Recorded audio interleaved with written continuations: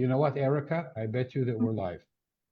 Okay, that's great. So, hello, ladies, gentlemen, and everybody else, and welcome to the Children's Literature Channel of the New Books Network. I'm Mel Rosenberg, your delighted host, delighted to be with you, and especially delighted because I have today a wonderful, stupendous, kind, generous mensch of a lady, Erica Lyons from Hong Kong. Hi, Erica. Hi, how are you doing? I'm doing great. It's great to see you. You know, most of the people I interview, um, it seems like I've met them, but I haven't met them, and you have actually met. And I Yeah. will tell this story because this summer I was hospitalized for 2 weeks, and you were in Tel Aviv, and you did a very Jewish thing, which is the Bikur Cholim. And you came to the hospital, and we sat Okay. and with all my tubes and wires, and we talked about children's literature and And, families and hospitals a little. So and a little about hospitals. And then we decided to postpone our coffee until the next time here in Tel Aviv. And I'm still waiting. You know, I'm much better now, and just waiting for you to pick up the phone and say, Mel, where's my coffee? okay, March, I'm coming I'll be here. I for my hope. coffee. Not in the hospital, please. Yeah, and you okay. And usually when I interview people, they're usually in North America, it's morning for them. But for you, it's like now, I don't know, 11 at night. Yeah, though I just flew in from the US about 2 days ago. So it's night, it's day, it's yeah, it's something. Erica, you're a real warrior. Just say thank you. Thank you. So, incredibly, you are celebrating 3 books that just came out within the past few months. Most people dream of having a traditionally published children's book, and only one in several thousand have that blessing, miracle happen to them. And your miracles just seem to be falling like candy from heaven. What do you have out this fall? This past This fall? the fall coming up at 2025 or No, the fall that was it. You know, my that English, and was. after so many years here in Israel. Well, in the fall, I had a book come out in May, and then I had 2 books come out in September. So in May, I had Suleiman and the Memory Stone, and that is a there you go. So let me put it this way. The lighting's bad that way. So Suleiman and the Memory Stone, and that's with Apples and Honey Press. And Yanan Pataya is my illustrator, and it's a Yemenite Aliyah story from 1881. And then the next book that I had come out was On a Chariot of Fire, and that's Levine Querido. My illustrator was Siona Benjamin, and that was September of 2024. And then the next week, I had Mixed Up Mooncakes that I co-authored with Christina Matula. It's Quiltree was our publisher, and our illustrator was Tracy Subisak. And it's a story about Sukkot and Mid-Autumn Festival when they fall on the same night, which they often do. Okay. You wanted to focus on the Chariot of Fire, which is a story of the Jewish tradition of some of our Jewish people who came to India almost 2,000 years ago. An incredible story. Well, tell us a bit about the book. Read it. Show some of the gorgeous pictures.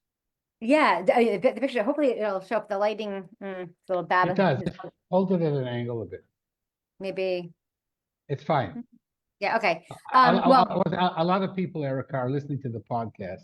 Okay, and great. they're just going to have to go out and buy this gorgeous book. Well, I'll read in a second, but I'll talk a little bit, if you don't mind, about how it came to be. No, first of all, read, but not all of it. Yeah. I don't want to get in trouble with Arthur. Okay. Okay.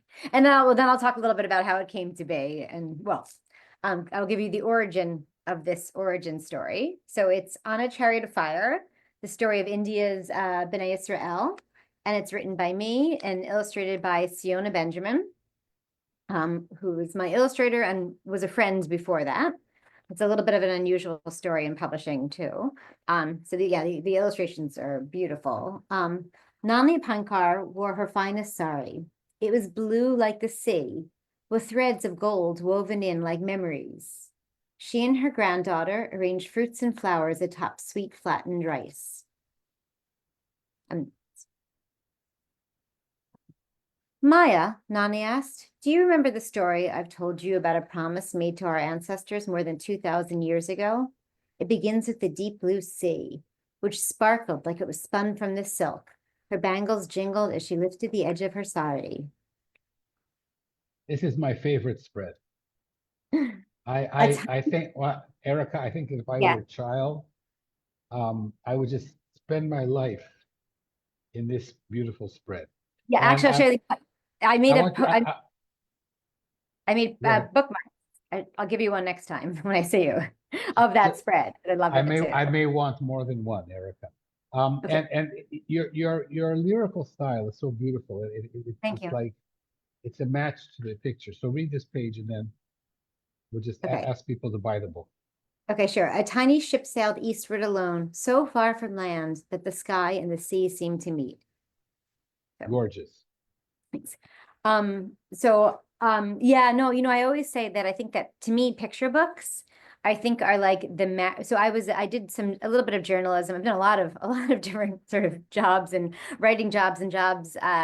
But I think to me, with a little bit of journalism that I did, that picture books really are like the marriage of journalism and poetry, because you're still taking, I think, really, really, really big stories with, kind of big backstories, and you need to explain all of these things. And children are smart, so you don't dumb it down, but you do need to filter it into something shorter. Same thing like journalism to fit a small space. And I think you just kind of marry it with poetry, and that's a picture book. So. And you are also a poet. Well, I've published poetry. I wanted to be a poet when I was young. I don't think that I'm actually a very good poet. Okay, so So. let's now go back to young Erica, and we'll try and understand where this fireball of a woman started her journey. I mean, your bio, it is incredible. You're a philanthropist, and you sit on committees, and head of PG in Hong Kong, and you're in charge of bringing culture, and not only of the Jewish community. Um, I can't keep track of you. They're raising 5 children, a feat in itself. How did this all start? Tell us about the Um, little baby Erica. Well, so I grew up in New Jersey, but Hong Kong was my father's base for business. So he would spend about 6 to 7 months of the year, kind of Hong Kong based, but traveling throughout Asia and the Middle East. And so I think I grew up with sort of those stories, and a lot of musicians in my family. I'm not musical. They thought I was going to be. I was meant to be. And I just kind of thought, like, where is my talent? And I just started writing when I was very, very young. And while they couldn't see it, that was my artistic talent. It was not music. It definitely is not music, though I did take many years of lessons. And I think that the library and books were really my refuge when I was little. I read everything I could really get my hands on, but I particularly like stories of sort of other cultures and histories. I always loved histories and historical fiction. Little House on the Prairie was my clear favorite when I was younger. Very American, but I tried to get my kids into it. It doesn't really translate so well to 2020s or also to Hong Kong. But yeah, so I read everything that I could, and I kind of knew that one day I was going to find my way to writing. So I found my way Really, to a lot of other things. as a child. Sort of. I wrote my first. I started writing around third grade. And wrote some poetry then. So actually I had a poem published when I was in third grade, which is still probably as good as a poem I could write now. And then I was planning, I loved literature, just English literature, and then got to university and thought, like, this is incredible. I can, study whatever I want. So I studied English literature and Jewish studies. And then came out of undergraduate and didn't have a job because I studied English literature and Jewish studies. So my mother yelled at me because she's a Jewish mother, and then kind of made me go to law school. So I ended up in law school. But when I came out, still, like, I kind of knew that I would find my way back, and that I thought I had a novel. I knew I had a novel in me. So. And It was did you have a career as a lawyer? Yeah, I did. I did sort of yeah, medical law, defense work, usually large pharmaceutical hospitals. So I did that, and I liked it. So I liked it from like day to day. I mean, it was a really exciting job. It was interesting. I traveled a lot. I handled really, I mean, terrible but interesting cases. And then we found out, like, by happenstance, that we were moving to Hong Kong. My husband and I said, whichever job sends us overseas first, we're going. And his job said they'd send us to Hong Kong. Like, they said now. I mean, at that point. So at that point, we left for Hong Kong. I put my job on hold and said, I'm definitely coming back. I'll be back in 2 years. We moved, and it's funny because, again, I grew up with, like, Hong Kong was my father's base for business, and it had been years. He stopped coming to Hong Kong, I guess maybe in the 80s. And then we get to Hong Kong, and I wasn't going to work because it was just we were only going to be here for 2 years. And I moved with a 6-week-old and a 19-month-old. And Wow. at the end of the 2 years, I said to my husband, maybe I should try to go back to work. And my company was here. And he said, you can do that, but if you knock on that door, you're a New York qualified lawyer that went to a top law school, you're going to be working there by the end of the week. He said, I'd love a second salary. He said, but you have a window. He's like, at that point, we were only going to stay maybe 1 year, maybe we didn't know how long, but it was, we were a 2-year contract that we could extend for 3 years.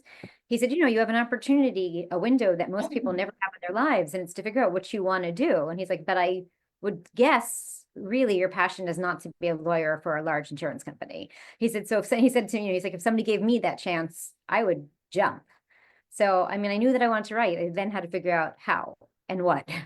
So you didn't take the job? I didn't go back to my job ever. We never left. The 2 years became now 23 years. What an incredible supporting husband. Yes, absolutely. Yeah, it really, really. I mean, because I think that it also, if I didn't have, I think not only was that window open, I think he kind of pushed me too. So I did. He didn't push you out of the window. He pushed you. Yeah, exactly. No, so then I did every writing job that I could. And the one thing about Hong Kong, I think in particular then, was that if you have kind of strong English language skills, there was a lot, and you wanted to work, there was work to be found. So I did a lot of writing for, like, the luxury market. I mean, I would go into interviews and they'd say to me, do you copyright? And I remember sitting in one going, sure. And then I sat there, afterwards I looked up, I'm like, what is copywriting? I was like, oh my gosh, adverts, like, so I did, and this is like 20, I guess almost 20 years ago. So I did sort of every kind of writing job. And I still kind of thought in the back of my mind, like, okay, so I'm writing, and this is what I said I wanted to do, but this is not the writing that I wanted to do. I became the chair of the Hong Kong Jewish Historical Society.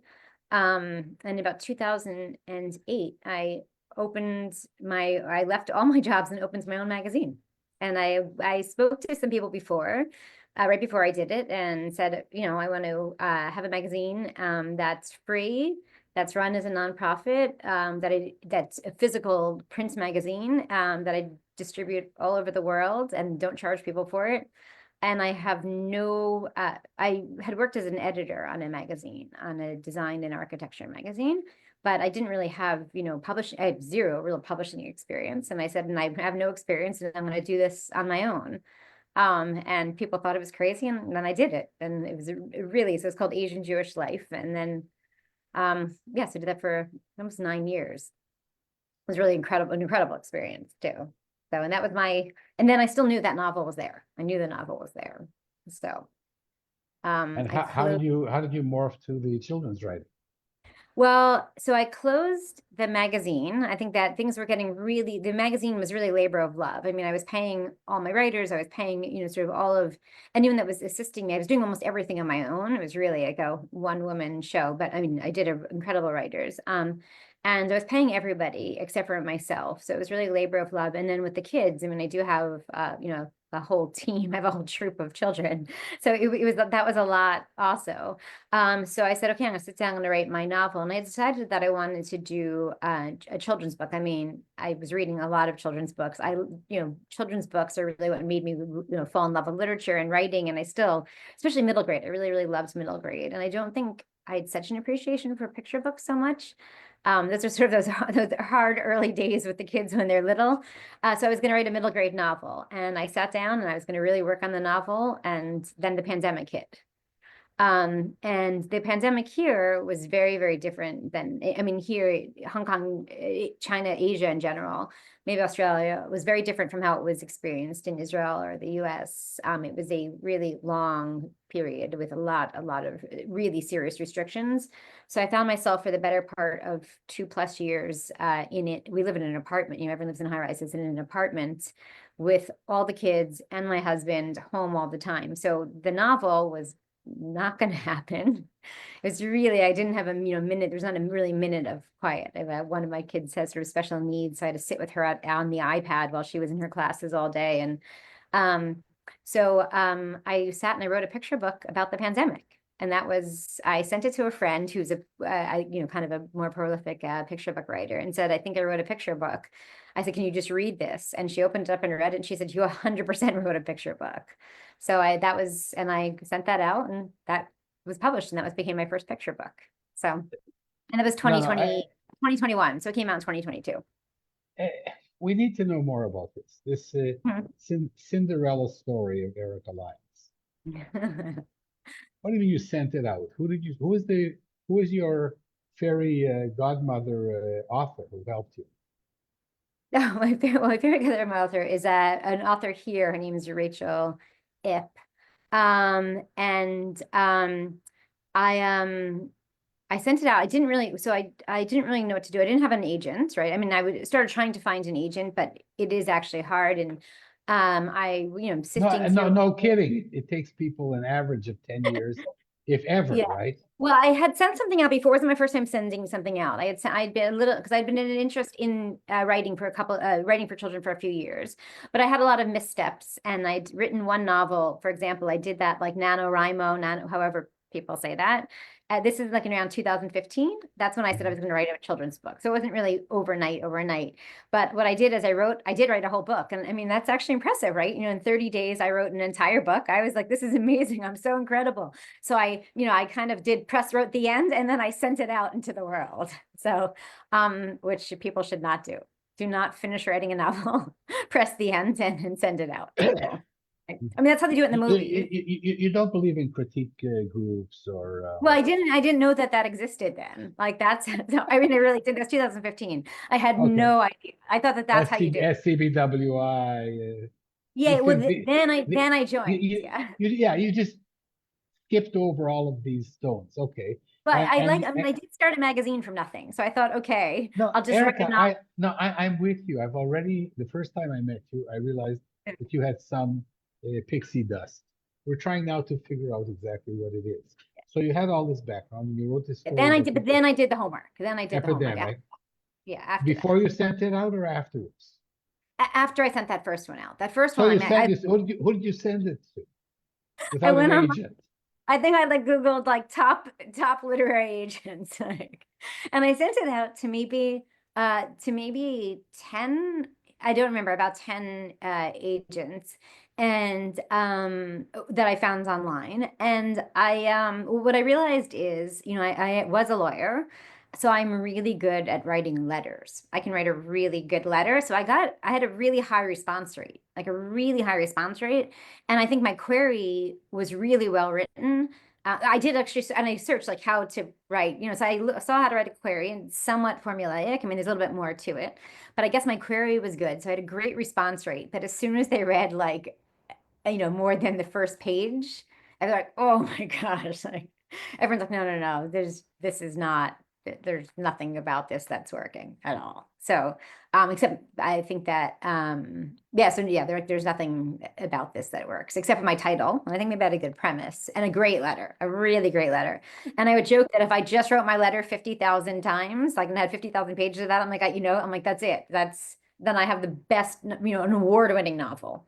So then I did like the work and I joined SCBWI and, you know, I started like, you know, I started going to a critique group and, you know, really like figuring out all the steps that I had missed in between. So that was about 2016, 2017, around then. So. Okay, all right. And then you had your manuscript of the epidemic. Yeah, so I did two. I had two. I wrote that one and and then I wrote another one and I sent them both out. So I didn't really, they're both Jewish, so I didn't really, and then I knew that that point that there was, you know, a lot of sort of I mean gatekeeping, which I understand a lot more about it now with agents. So I knew that there was a limited number of houses that I could send it to without representation. So I sent the first one, Alone Together on Dan Street. That was my pandemic book, you know, about the pandemic. And I sent that just to Apples and Honey Press, like Behrman House, and got a response. And at the same time, I sent out this my second book, Counting on Naama, well, it was originally called a mathematical midrash on Noah's Ark. And I sent that one to Intergalactic Afikoman. And I got offers on both within the same week. I think it was a day or two apart from each other. So then that was really exciting. And then I started reading online. Again, I went back to searching Well, one and thing, it was, Erica, how exciting. I mean, really exciting. Like you know, I always thought that like, you know, I think it's like, it's almost like, you know, you have this idea. I was like, oh, I really want to write a book, right? And then you get that first contract. You're like, this is amazing. This is the best thing that's ever happened. I have everything that I want, but then you realize you want more. And you know, you want another book. And then I still want that novel, right? So I mean, I start searching online about like how to get an agent. And I read all the stuff about like that if you sort of dangle that you have an offer, you know, in the letter that works.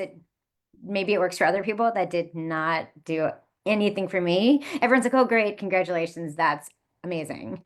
So it didn't really, again, I got responses again. I'm good at getting responses, but it did not get me an agent. And then went back to sort of working on that, the novel, and really trying to edit the novel that I finally finished. It was just a lot longer process than I thought. So I continued to write picture books at that time and then I started querying on a novel while I was querying on picture books too. So Okay. Yeah, you can keep going. I'm in yeah. awe. So Uh, yeah, so then with the picture books, I think it's harder to query on picture books. Like first of all, the other thing is I didn't know that I didn't appreciate, right? So I went to all, you know, I went to a bunch of SCBWI things and I had done oh, for me I think the real game changer is I did a Highlights Foundation retreat. It was at the first Jewish symposium and that was in 2019. So I sort of skipped that part of the story. But from that I was like, okay, I have all these Jewish ideas and all these really, really Jewish books, and my books are really niche, right? But I walked out of that thinking like, okay, I can do it and I can do this niche area of publishing and this, I'm going to really do something with this. And it was so inspiring. And the people that were in that conference were absolutely incredible. And there are, you know, top selling authors and, you know, two amazing agents. And it was just incredible to really be in that space and just have people talking to me. I had no books out yet. I kind of had these couple failed sort of false starts.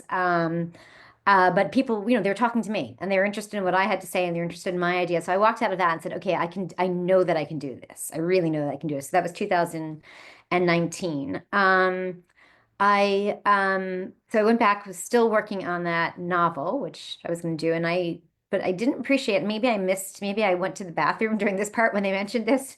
And so I'd gone to an SCBWI conference and I missed the part there where you're sending out a picture book that you need to have written other picture books to show an agent. yeah. So that's where I ran into trouble because I had a couple of starts to picture books, but nothing else polished.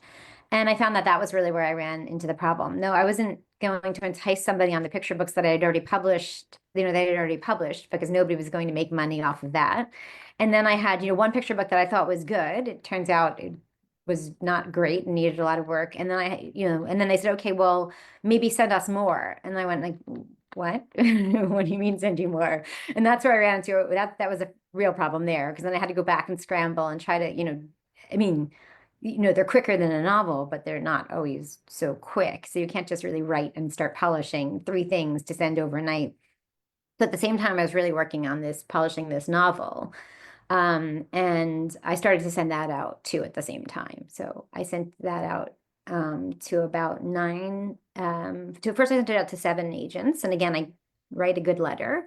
So I had a really high response rate. And I think also I have an interesting backstory too. I mean, I did interesting Asian Jewish life. You don't hear about things like that all the time. And so I got a lot of responses, but the responses were that it was really way too slow. And I said, like, I think I sent it to 7 agents, and 3 responded with the same criticism. I got a lot of those, just thank you for your, efforts, but 3 said, this is way too slow. This is really too slow.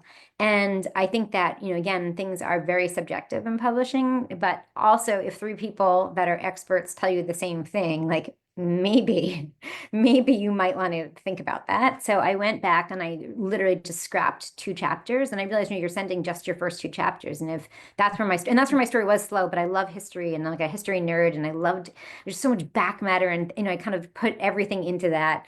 So I thought, okay, what if I just pulled those 2 chapters out? I mean, it's not as simple as that, but pulled those out the parts that I knew were slow, and try resending it. And I started resending it, and I got 1 offer, and spoke to her, and she was really, really lovely, but I didn't think right for me. And then I had met somebody online in this Twitter group, this woman, Natasha Khan, and she said to me, I saw an alert for this Karen Wiseman from Andrea Brown, and she's looking for a Jewish middle grade, and she's like, and she likes historical. She's like, so I just thought of you. And I kind of thought to myself, well, Andrea Brown, I had heard of Andrea Brown from going to SCBWI conferences, and I'm like, that is completely out of my league, and I don't have a shot. But I also realized it doesn't matter. I mean, what do you lose, right? I can get a rejection. It's part of the game. So I sent a query to Karen with the middle grade, and she responded, I guess about 6 weeks later, I got the response from her asking me for a full, and it was fast after that. I sent her the full, and I think it was a matter of days when she asked to set up the call. Yeah. And at that point, I had just gotten an offer on a 3rd picture book. So I said to Karen, great, but also I got this offer on this 3rd picture book. So I think I'd maybe just accepted the 3rd offer on my own. I just accepted the 3rd offer on my own. So that's the story. And that was 2021 and 2021 and 2022. So so it's like a long story, but I'm relatively new to children's publishing. So But you're on such a trajectory here. well, I think it's slowing, but post October 7th, it's slow. You just told me that you have 2 or 3 books coming out this year. Yeah, I do. I think 3. So yeah, so That puts you in the top 0.0001%. yeah. So I mean, I know that you'd like to publish 20 picture books this year, but 2 or Yeah, 3 no, or I 4. still need that novel. I mean, I started out with a novel. That's still really my goal, is to get a novel out there. So, but yeah, but I mean, it's been great because I stuck to who I am, and every book is really exactly who I am as an author. I remember I sent Karen out, it's a few months ago. I said to her, I was getting a little bit frustrated with not really being able to sell really Jewish stories right now. It's been slower in that area right now. And I said to her, I'm like, okay, I can write a story about a goat, not a Jewish story at all. Like, it's really like in kind of an environmental, ecological kind of story that and I like puns, and I'm like, I have a lot of good goat puns. And I said, or I have this idea where I can work with a Palestinian author and write a picture book. I had a unique idea. I found somebody who would co-author with me. I do need to sort of drop the ball, but things have been busy, but I'll go back to it. And I said, so I should do the goat, right? And she said, no, you shouldn't do the goat story. She said, I mean, anyone can write the goat story. She said, she kind of, I think also, knows who I am and respects who I am. So I, been able to not only just make books, but make the books that I want to make, which is really, really incredible. So listen, most authors of Jewish content, picture book, publish with the Jewish publishers, Right. Apple and Honey and Carbon and What do we have? Abrams and Kalaniot, and who else have I forgotten? Intergalactic Afikoman, who, and Yes, then Green, yeah, Green, which is new, and Green Bean in England, and yeah. Mr. Green Bean himself has been on the show. Oh, But there's half a dozen. But you are one of the authors who have actually managed to break into major publishers. I mean, Quill Trees, a wonderful imprint of yeah. So I HarperCollins. have two with Quiltree, one unannounced with Quiltree, and then the one, and then Mixed Up Mooncakes, and then Levine Querido. I have the one Chariot of Fire, and I have another unannounced book with them too as well. So So I mean that like Levine Querido is like, top. So that's wonderful. Your ability to be true to yourself and to write these Jewish themes and still to be able to cross over to a wider audience. Okay, so let's talk now a few words about the other books, the Mistaken Mooncakes. Mhm. Yeah, Mixed Up Mooncakes. So Mixed Up Mooncakes, again, I live in Hong Kong and my whole world is Chinese and Jewish. Our community is very, very, blended between the two. My family is as well. I really like stories that give my children, and I mean, just my children, but also other children, sort of the ability to see themselves in a book. So, Mixed Up Mooncakes is, I found a co-author, a friend of mine from SCBWI here contacted me. So she's Chinese Canadian, and she just had this idea. She had gone to maybe a lecture, or I don't remember the sort of backstory, but and learned a little bit about Jewish culture and had this great idea of sort of blending the two in a book, and realized that she needed a Jewish author, which is sort of perfect, for me. And we're friends as well. So we sort of brainstormed a bit and came up with this idea because for us, the Jewish calendar and the Chinese calendar are actually the same, right? They're both Yeah. lunisolar calendars. We count leap years similarly with a little bit of a slight difference. So our years, our holidays verge away from each other and move back. But every year we have the same kind of dilemma here where we have Mid-Autumn Festival falls, and it falls very often at the same time as Sukkot and sometimes on the first night of Sukkot. And then in my family, we're somewhat observant. So then that's a problem. We can't do the real full Mid-Autumn Festival sort of celebrations. So we sort of, Sukkot will sort of trump that. But in most years, we're sort of trying to find ways to blend the two together. And so I said to Christina, this is my idea because this just works. We don't even have to manipulate anything, to make this story. Hold on, not all of our Yeah. listeners know what Sukkot is. Sukkot is the holiday of tabernacles, where we Right. build these huts and sit in them and welcome guests. Right. And Mid-Autumn Festival, which falls exactly the same time, is it's a festival where you look at the moon, and there's a legend that goes with it about this lady in the moon, and you buy these beautiful colored lanterns. So both holidays, you're sort of looking, you're outside, you're with family, you're having these feasts, and you're looking up at the sky, and so they really do fit together anyway, and they do fall the same time of the year, and again, very often on the same night. So our idea is to have a little girl, and her dilemma is, how do you celebrate both parts of yourself literally on the same night when you want to sort of give weight to both of these holidays? So that's the little girl's dilemma, and she comes up with a way to do this. So, which again is not yeah. Sorry, I wanted you to show a few spreads of the book. Yeah. So this one, really, really incredible experience. I mean, working with Quiltree, because they really, really cared about every little detail.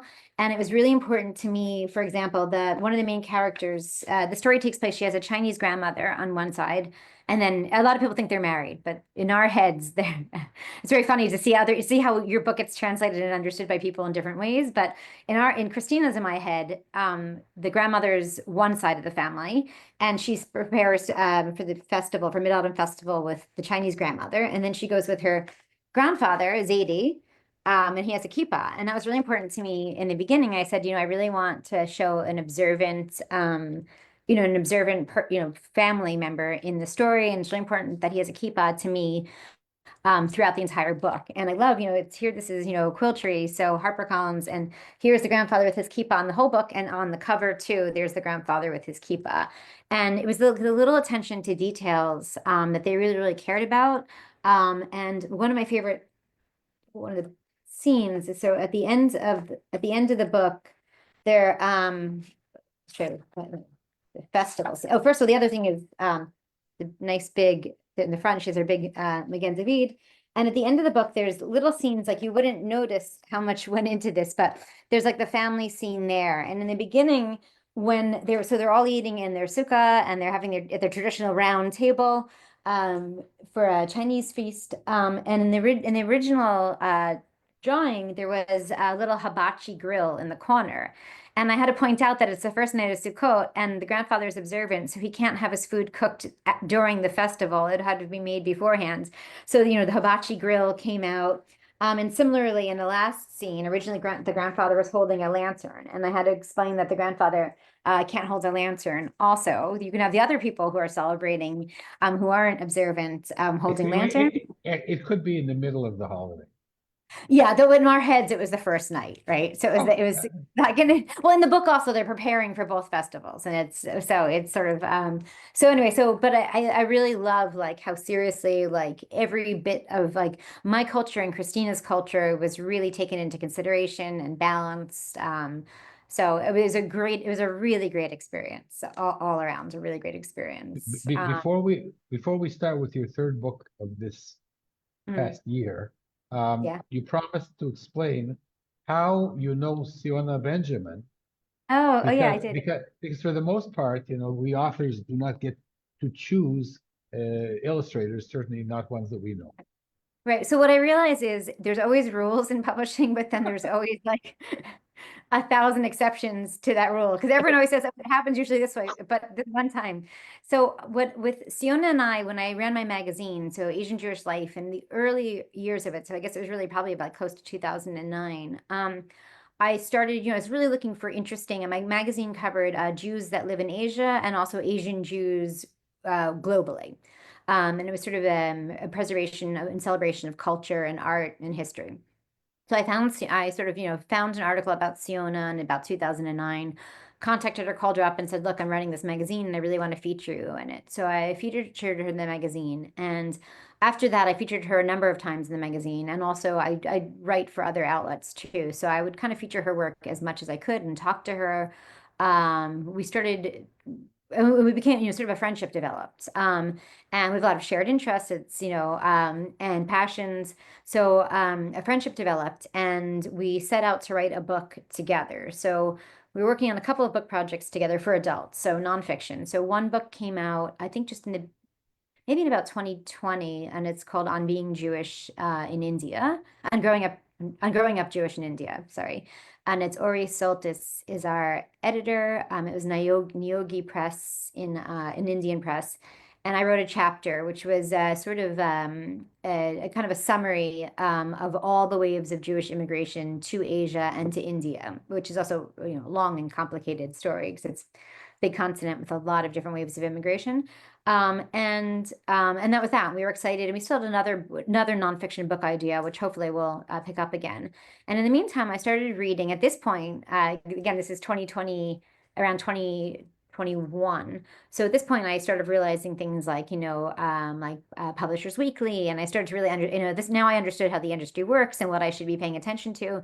And I kind of pick it up, and I seen there was an announcement for one of my books, and there's also an announcement for a book, a book with Siona, picture books, And I call Siona up, and I'm like, you write picture books? And she's like, you write picture books? And I think I just won, I think the National Jewish Book Award for Alone Together, the honors, the second prize for our Alone Together on Dan Street. And she saw that. And at the same time, I saw this announcement about her picture book. And I'm like, you write picture books? She didn't tell me. She said, you didn't tell me that you write picture books.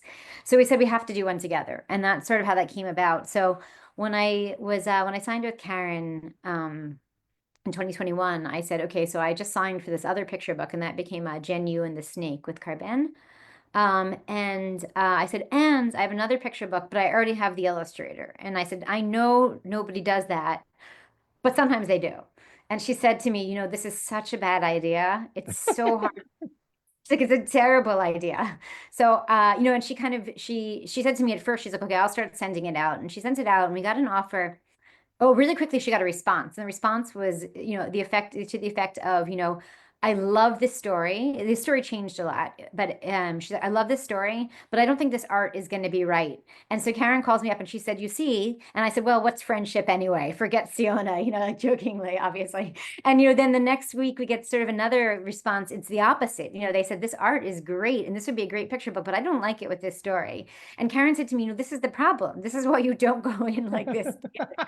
So, so we ended up finding, I mean, again, we end up with Arthur, Levine Querido, which is incredible. But, I do understand the difficulties and, and again, the blessings and, Here's the other thing, Erica. I've interviewed over 170 authors and illustrators and agents and publishers. And, there are the rules, but these rules are broken quite frequently. Correct. Because what we're talking about such rare occurrences. But when they are broken, they have to be broken for special reasons. Correct. The whoever's on the other side has to see this potential in this wacky idea of tying two friends together in a picture book.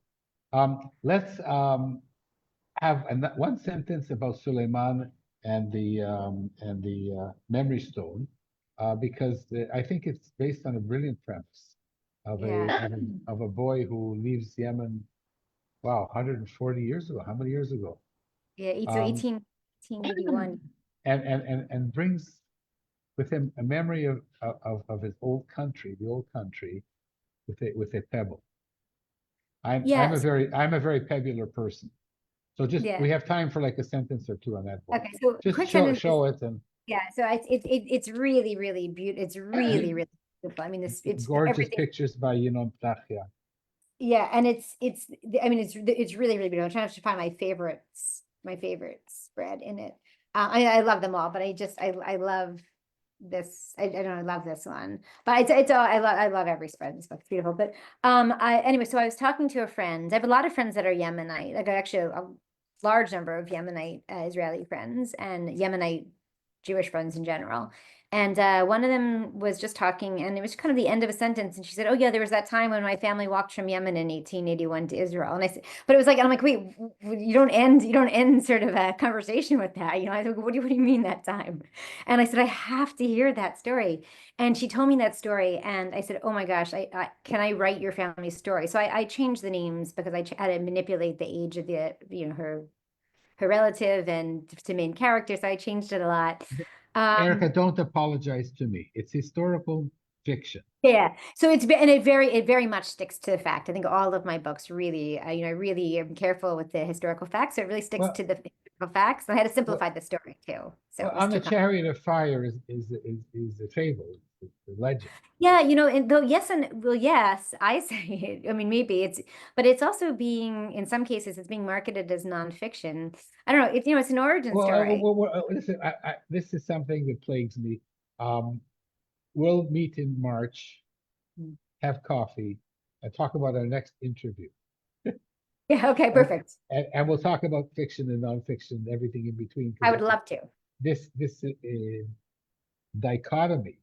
Yeah. Which I call them almost dichotomy because they're really not this or that in my opinion. Right. We can talk about it and maybe we'll agree and then we'll have trouble having an interview because everything you say, I'm going to say yes. But before we go, with all your tremendous success, and it is tremendous, what can, like if I'm unpublished, unagented, and I want to break through, I'm not going to go to law school. I'm not going to start a newspaper. I'm not going to. Is there some advice that you can share that we haven't talked about that will help authors on their way? Well, what I think that for me, at least what worked and what I do tell people, is that like, know your niche. I think that don't be afraid to be a niche writer. Maybe you're not going to be, the #1 New York Times bestseller and have billboards for you, but you will have success, I think, in a way that you wouldn't otherwise. So just really, really know your niche and know who you are as a writer, and write your passion. And don't try to write somebody else's story. Write your passion. So. My goodness, dear Erica, Mhm. you've just given us topic for our next conversation. Because Perfect. when I was going over your lovely books and your Yeah. lyrical writing, and you are in this niche of telling historical stories about holidays, about Jews coming back to Israel after 2,000 years in the diaspora. Um, and then while we're talking, you mentioned the goat story that you wanted to write, Oh, and I'm thinking maybe it's time mhm. not to take that advice and to write your bloody goat story. Whether, I mean, as a writer, I have no Yeah. idea what my agents are going to take, Right, right. right? But And of course not.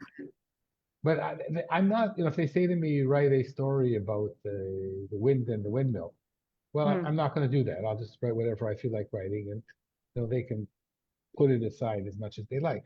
Right. And here's another. So I'm going to give you a prompt for next time Okay. for March. Okay. So in addition to the story about the goat, you don't need a prompt for it. You said something really incredible.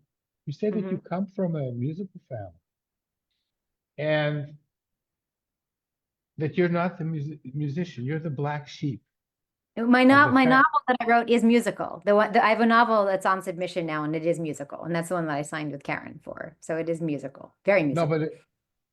okay, but is it about a black sheep who couldn't play music? No, it's the opposite. It's about a prodigy, a piano prodigy. So I'm going to challenge you to write the story of you, of the unprodigy. Okay. Okay, until Hmm. we meet in March, and you can challenge me with to write a historical fiction story. Okay. Okay. Because I was gonna say, but my ghost story is still very Jewish, though. So, and still kind of in family it lore, and it so it's it still it fair. it, it doesn't matter. Okay, I will tell you a secret. I'm of course much less famous than you and much less successful as a writer, and I just have one book, but also I have In two dreams. languages. In two Well, languages. okay, but I have dreams, and you want to listen to what people say and write to a certain strength that you have, and that makes a lot of sense. But if you have a passion to sit down and write something else, you know, we're not Yeah. going to get shot for that. No, no, I agree, but I think that if you're choosing, right, you have a finite amount of time in a day, and if you're going to make the choice, I think that it's you choose that, prioritize. I think don't Mm. not the other one, but choose the one that really is you first, and then go back to the other one. How do you know it's not you, the other one? You don't know until you've tried. No, I So don't you know know. what? No, I Let, don't let, know let, yet. let's leave it at this. Mhm. Stick to your passion of your niche. Yeah, But yeah. if you have a strong urge to spend an afternoon trying to write something else, Oh, that's okay too. absolutely, absolutely. I agree. I agree. I agree. This has been wonderful. It has. I'm with the amazing author. The other thing I wanted to say before we go, and I just remembered now, is that I didn't know that you had a musical family, but I could sense that you're musical from your lyrical text. Your text is Oh, very thank you. musical, Oh, that's interesting. Okay. Okay. So it found its way somehow but into it found its way into my my musical psyche. heart. Yeah, Absolutely. exactly. So we're gonna close and then go back and come back to the link so we can just sum up. Okay, But we're gonna say to everybody, good night, good afternoon, good morning, wherever you are in the world. Um, and my name is Mel Rosenberg. I am the host of the Children's Literature Channel of the New Books Network. And I've been here with the wonderful, wonderful Erica Lyons from Hong Kong, celebrating 3 books that have just come out in the past couple of months. This is the time to show them wildly while I mention them. I was Uh, holding my tea, so I had to put my tea down. you sure do. Listen, you're working now. This is business. See you later. So on the Chariot of Fire, the story of India's Bene Israel. Okay. And then we have the mixed up mooncakes, which is co-written. And finally, Saliman and the Memory Stone. Fantastic. So, Erica, this has been Yes. great. It Go has. out and come back, and to everybody else, run out and buy her books. They're gorgeous, they're lyrical, the illustrations are wonderful. And if you're not Jewish, it will give you a window into how wonderful the Jewish people are. Perfect. Thank you, dear. Thank you. Bye.